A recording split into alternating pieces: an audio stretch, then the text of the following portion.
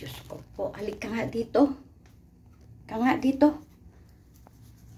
Ayan, malapit ka nang mamatay. Hindi ka ba nila pinapainom? Diyos ko.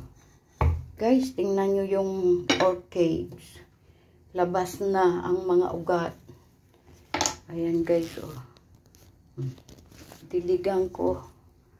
Kawawa naman, oh. Dry na dry, oh. Ayan, diligan natin.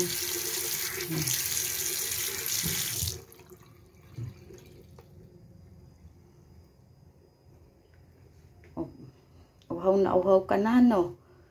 Diyos ko, hindi ka ba nila pinapainom? Ay, alam mo itong orchids, yung kahit anong klaseng halaman, nauuhaw din yan, kaya painumin natin. Diba?